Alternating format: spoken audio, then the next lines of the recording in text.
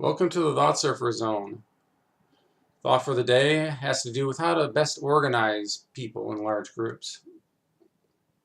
Now, there's basically three models for doing this. There's authoritarianism, where you have a small group or maybe one or two people on top acting as experts in a certain area and basically making the main decisions about which way to go on a certain issue, and the people on the below them follow them through a chain of command.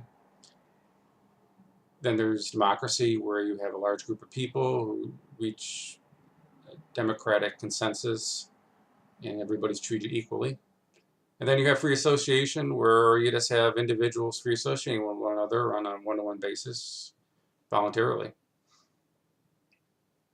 Now, which is the best way to organize people? Well, it all depends on the situation.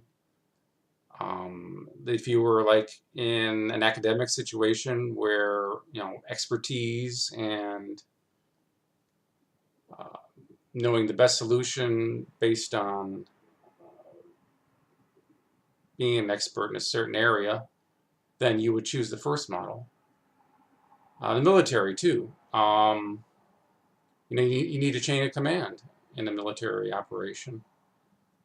You have to follow certain orders in order to get something done, or the system won't work. Now, as far as public policy in a society, the laws, clearly democratic organization is the best way of running things, where everybody's equal or theoretically equal, and they all have an input to large-scale consensus on things that affect everybody.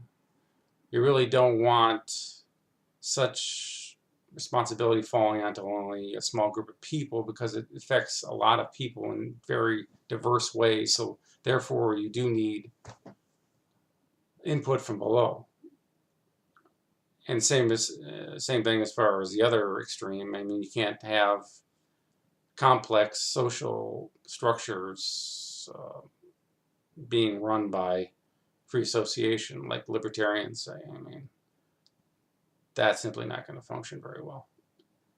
And as far as free association, there's a lot of areas in our lives that are great for free association. If I want to run a book club, a chess club, I mean, free association between individuals on a voluntary basis is fine. I mean, that is the best way to go. Have freedom where it is appropriate. Maximize freedom where it's not really vital to have a group consensus on something.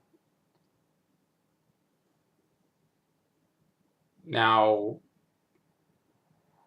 you have to use your head to decide which of these three models works the best. And a lot of people like to go to the extremes, and they think the one particular way of organizing things must apply to everything in every situation and every type of